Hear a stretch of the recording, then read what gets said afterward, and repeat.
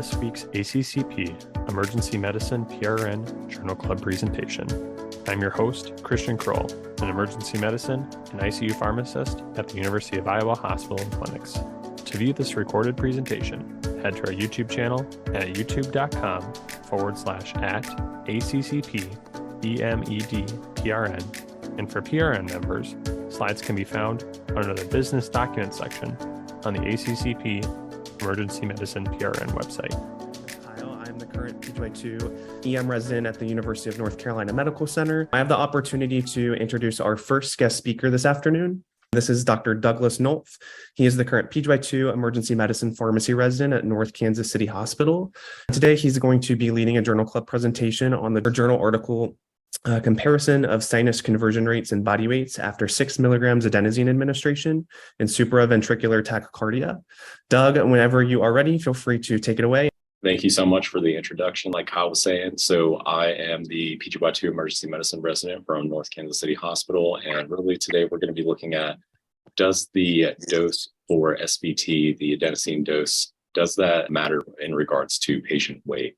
So starting off with a little bit of background. So SVT, it's really an umbrella term used to describe tachycardias, whether it be atrial and or ventricular, with rates in excess of 100 beats per minute at rest, and in which the mechanism actually involves the tissue from the His bundle. The specific tachycardias are listed here, and the most common type of SVT is actually AVNRT, otherwise known as atrioventricular nodal reentrant tachycardia. And this is essentially a tachycardia that arises when there's two functionally distinct pathways referred to as either a slow or fast pathway. And in essence, this is basically just when there's another pathway for the AV node where it can cause an extra conduction and these tachydysrhythmias. Next, we can look a little bit at adenosine. So adenosine, it is present in all cells of the body and is formed as a breakdown of the enzymatic production of ATP. And the precise function of endogenous adenosine, it's really not known, but the actions, they really tend to maintain the balance between oxygen delivery and oxygen demand in the heart as well as other organs. During periods of hypoxia or ischemia, the production of adenosine by cardiac myocytes increases. So it's a potent dilator of the coronary arteries and is actually capable of decreasing cardiac oxygen consumption by its anti-angiogenic effects and negative chronotropic actions. This medication is FDA indicated for the treatment of paroxysmal SVT when clinically advisable. And they actually note that it's not effective for the conversion of AFib or A-flutter or even VTAC, but that transient AV nodal block that we'll talk about in a little bit, we do see that it can actually help uncover the underlying AFib pattern. So basically, it can help as a diagnostic agent. Adverse events, they're typically transient due to the extremely short half-life of less than 10 seconds, and it's deaminated in the plasma as well as taken up through erythrocytes. Adverse events are typical. They can include flushing, chest discomfort, and dyspnea, and also include that hallmark AV nodal block. Sometimes we can also see hypotension with this medication as well. Adenosine does have a very long and thorough history and very interesting as well. So one of the first articles that I could find about adenosine being used for heart conditions was actually in 1929. So this is Drury and colleagues. They administered adenosine bolus doses through the femoral vein in dogs that were anesthetized. They found that the sinus rate was actually consistently slowed to approximately 50% of the baseline by a 20 milligram adenosine dose. So more hypothesis generating. And then now we get to 1930 with Honey and colleagues. They reported that IV administration of adenosine to normal humans, it caused a transient sinus bradycardia and AV nodal conduction block. In patients with chronic AFib, though, the administration of adenosine in doses ranging anywhere from 0.5 all the way up to 100 milligrams, it transiently slowed the ventricular rate, but none of the arrhythmias were actually terminated. So they concluded that they did, quote unquote, not regard adenosine as a useful therapeutic preparation in the treatment of heart disease. However, I do want to say that comes with a caveat because at the time, the prevailing view of arrhythmias, they didn't yet recognize reentrant arrhythmias as really a thing. So those involving the atrioventricular nodes, such as AV-NRT or AV-RT, they didn't see that it was caused using that accessory pathway. So then we get to 1933 with Gieser and colleagues, and they reported that in a patient with paroxysmal supraventricular tachycardia, adenosine did actually terminate the SVT, but it started again 40 seconds later. So they technically considered that a failure. And then we finally see that in 1955, Somlo, they reported that the successful treatment of 214 patients with paroxysmal supraventricular tachycardia with ATP, and that was at doses of 20 milligrams delivered through a peripheral vein, it actually worked. So this is one of the first instances where we see a widespread success of ATP in the treatment of SVT. So we have several other studies in the 80s that essentially confirmed that adenosine and ATP were useful in the treatment of SVT. And then finally, we can get to our study in 1997 by SEAT. They conducted essentially what we see now as a dose-finding study.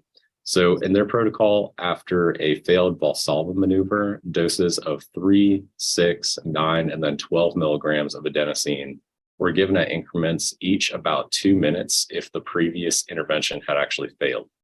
So in that, they found that doses of 6 milligrams and 12 milligrams, it converted the majority of patients at 67% and 83% respectively. All right, so where does this fit in our guidelines exactly? Starting in 2015, we have the American College of Cardiology, American Heart Association, and Heart Rhythm Society. They included adenosine in their guidelines for the management of adults with SVT. They state that with good quality evidence, adenosine is recommended for the acute treatment of patients with regular SVT. Then we have the 2020 American Heart Association ACLS guide, which we're probably all very familiar with. But it specifically states that after vagal maneuvers have failed and the patient is in regular SVT without hemodynamic instability, adenosine may be administered to either wide or narrow complex SVT with an initial dose of 6 milligrams, escalating to 12 milligrams. And they even make note that 18 milligram doses have been used safely. So really, we have had this like flat non-weight-based dosing strategy for quite some time in adults.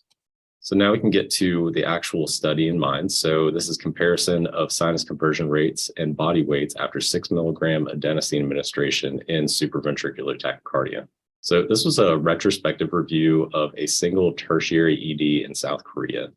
Data was collected from January of 2017 through December of 2021. Their specific protocol was to attempt Valsalva maneuvers and a carotid massage prior to administering this pharmacotherapy for stable SVT. The adenosine doses used were 6 milligrams, 12 milligrams, and then 12 milligrams administered through the right upper extremity using a double syringe technique, otherwise known as the stopcock technique.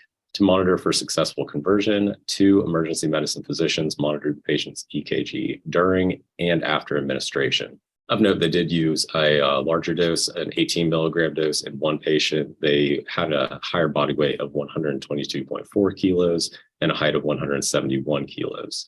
So this is after they had failed the initial 6, 12, and 12 dosing strategies, but I just wanted to throw that in here. So looking at outcomes, we can see that the primary outcome was the mean weight difference between patients who had achieved success or failure to sinus conversion after our typical 6 milligram starting dose.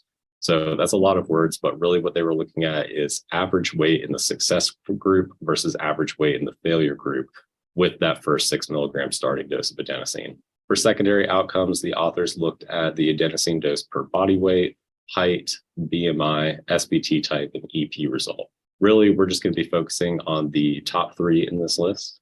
So the inclusion criteria was relatively straightforward, and basically anyone with SVT in these classes were included.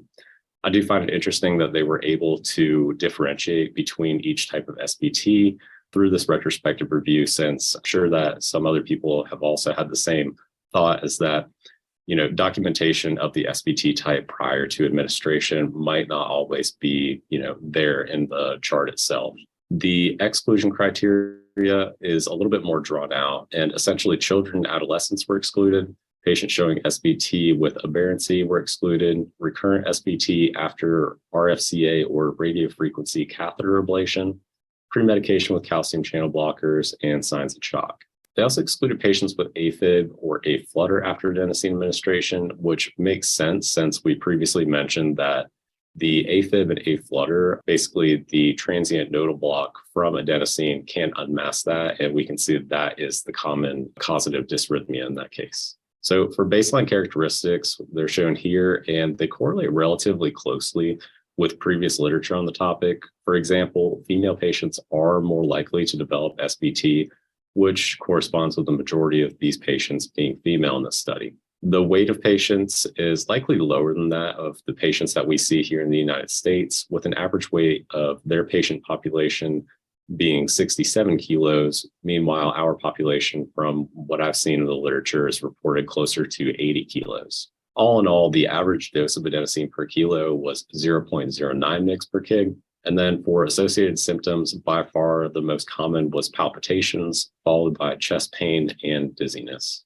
So continuing on the baseline characteristics, we have a relatively healthy patient population with hypertension only in about 22% of patients, diabetes in about 8% of patients, and dyslipidemia in only 15% of patients. The types of SVT are listed here, and this aligns closely with the other primary literature showing that the majority of SVT is going to be this AV-NRT followed by AV-RT. Looking at statistics, continuous data was expressed as mean plus or minus standard deviation or medians with interquartile ranges based on the results of that normal distribution analysis. According to the normal distribution analysis, independent t-tests were used to compare patients' weights and heights for first sinus conversion success and for the failure groups after the 6 milligram administration. The chi-squared test or Fisher's exact test were used to analyze categorical values as appropriate. And then according to the results of the independent t-test, a Kaplan-Meier survival analysis was used to analyze the first sinus conversion success rate by the patient's mean weight and height. Finally, a bivariate logistic regression and receiver operating characteristics curve were used to calculate the cutoff values of adenosine dose per kilo in body weight, with a p-value of less than 0.05 considered statistically significant. So looking at the primary outcome, which just to restate was the mean weight difference between the patients who had success or failure to sinus conversion after the first 6 milligram adenosine administration, we see that patients who converted successfully from the first dose were significantly lower in weight than the group that failed to convert. And this is 61 kilos versus 78.4 kilos with a statistically significant p-value of that less than 0.001. Notable secondary outcomes are reported here, and essentially they found that the weight, height, BMI, and adenosine dose in milligrams per kilo were all significant factors in first dose success. All those were statistically significant, as we see with p-values less than 0.001. So I'm going to spend a good bit of time on this one because it is important, but it's also a little bit unique. So as a visual analogy, we do have these Kaplan-Meier survival analyses to analyze that first sinus conversion success rate based on the patient's weight on the left and patient's height on the right. So when the weight and height were divided by 70 kilos and 170 centimeters, there was a clear difference in success rates between the two groups. After the first dose, the group with body weights less than 70 kilos had SVT termination rates greater than 50%, while 1/3 of the patients in the group with body weights greater than 70 kilos converted sinus rhythm. Similar results were observed between patients with heights less than 170 centimeters and those that were taller at greater than 170 centimeters. So I find it interesting that they did use a Kaplan-Meier survival analysis in this, since we typically see that in mortality outcomes, but also it's typically in like a stepwise or staircase fashion, where here we see kind of smoother lines. And then as far as it is a survival analysis, so 100% of SVT was not terminated at a zero dose. So if we look at that on the far left on the y-axis with the termination of SVT, we're really looking at the survival rates of SVT throughout the doses. And this really gives a good kind of graphic representation of the differences in patients' weights and survival of the SVT. All right, in saying that, we can look at the first sinus conversion model of bivariate logistic regression. The factors associated with failure to sinus conversion after the first dose were weight with an odds ratio of 1.093 and height with an odds ratio of 1.071. Finally, we have the ROC curve and area under the ROC curve for the adenosine dose per kilo administered, weight, and height of the first sinus conversion success group. The cutoff values for adenosine dose, weight, and height were 0.09 mg per kg and 66.5 kilos, each showing a sensitivity of 71.1% and a specificity of 73.2%. As far as height goes, our cutoff value was 165.5 centimeters with a 72.3% sensitivity and 71% specificity. All in all, this is really saying that the dose per kilo, height, and weight are all sensitive and specific for predicting the chance of conversion back to sinus rhythm with that first 6 milligram dose. So moving on to the discussion, the authors really did want to hit on the fact that this was the first study to look at the relationship between body weights and adenosine administration in adults with SVT. While previous studies did show that adenosine was effective at sinus conversion, this really looked at determining the weight-based dose for predicting sinus conversion rates. Going off that, they do state that the mean dose in milligrams per kilo was found to be statistically significant, and it was a determinant for termination of SVT. Moreover, they found that through the ROC curve and the dose per kilo, weight, and height, they're all relatively sensitive and specific at determining the success rate of adenosine for terminating SVT. Then finally, the authors state that with patients that are weighing greater than 70 kilos, clinicians may need to consider doses greater than 0.09 mg per kg and up to 0.1 mg per kg to increase that first dose conversion rate. So in conclusion, they're kind of restating a lot of the discussion, but the authors state that both the height and weight are significant determinants of first dose success in SVT. And as patients' weight and height increased, the authors found that that first 6 milligram dose was really not sufficient to convert patients back to sinus rhythm. Extra doses were typically required in these groups. In essence, increasing the initial dose or changing the flushing strategies may need to be considered in this kind of patient population that has, weight greater than that 70 kilos, height greater than that 170 centimeters. I find it interesting that they mention the flushing strategy here, as it's really not mentioned elsewhere in the paper. However, I do know that this 2-syringe method, otherwise known as that stopcock method, anecdotally, it seems like in theory, it should be a quick intervention, but it does typically require 2 individuals to administer quickly. So one individual to maybe push the medications, another individual to operate the stopcock itself. So if somebody's not familiar with the stopcock method or not familiar with how to administer the medications, this could cause an inefficient administration. There are single syringe techniques that have been described as diluting the total dose in 20 milliliters of saline and then pushing that all at once. And some of those have even shown good success rates. The study is not without limitations, but first I want to highlight what I found were, more of the strengths of the study while reviewing. First, I do appreciate that they were able to reach power and achieve statistically significant outcomes. Originally, they noted that there was supposed to be a sample size of about 72 patients in order to meet the power, and they exceeded that sample size with a total enrollment of 124 patients. And I feel like that really increases the likelihood of true positive test results. Next, I appreciate that the study did align with previous literature with patients' characteristics such as age, sex, and weight. Another strength of the study is that they did follow guideline-based dosing, which is reflected in the United States treatment algorithms. I do want to note that they did attempt carotid massage, which is a type of vagal maneuver, but we don't routinely use that in the United States. It has shown to have lower efficacy and potential harm, especially in patients with carotid stenosis. Finally, I believe that this study is looking at real-world outcomes and answering questions that I feel does need to be readdressed. Limitations is that this is a retrospective study. So in design, it could have some selection bias that goes along with it. The authors also didn't include patients that were lost to follow-up. And even the ones that did have follow-up, not all the medical records were available for them to comment on adverse events.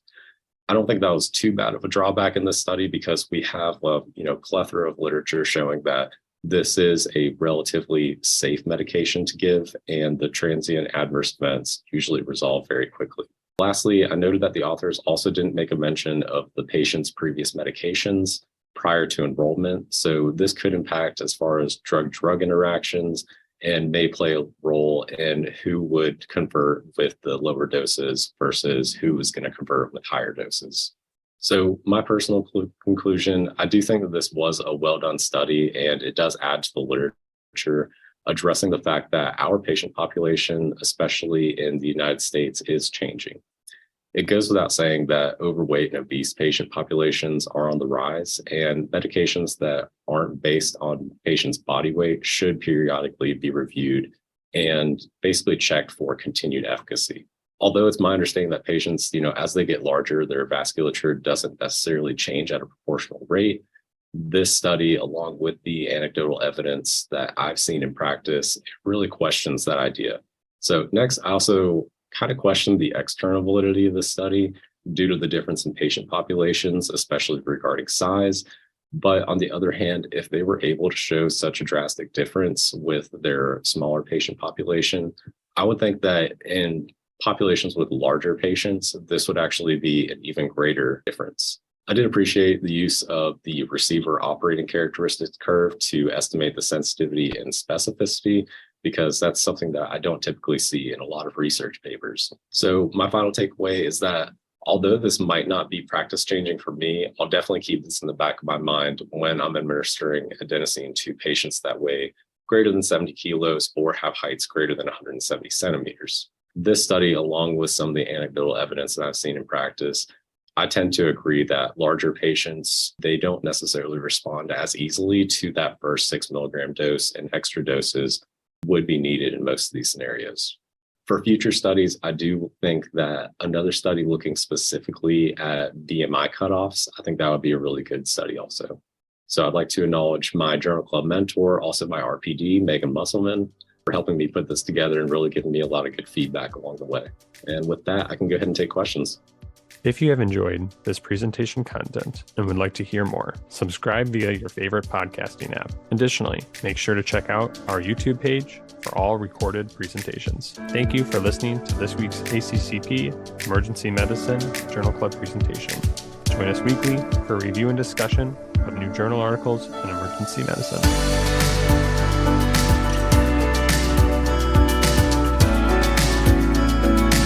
This podcast provides general information only and does not offer individualized medical or professional healthcare services, including pharmaceutical advice. The contents and materials in the podcast are not intended to be a substitute for inpatient pharmaceutical advice, diagnosis, or treatment. And the use of the contents and materials in the podcast does not constitute a pharmacist-patient relationship. As a result, the information in and materials linked to this podcast are applied at the user or patient's own risk. Users or patients should consult their physician or personal healthcare professional. The user or patient should not ignore or delay seeking care because of something they heard on this podcast. In case of an emergency, the user or patient should contact their physician, call 911, or go to the nearest medical emergency facility. The views and statements expressed on this podcast are those of the host and guest and should not be interpreted to reflect the official position or policy of ACCP or the Emergency Medicine PRN.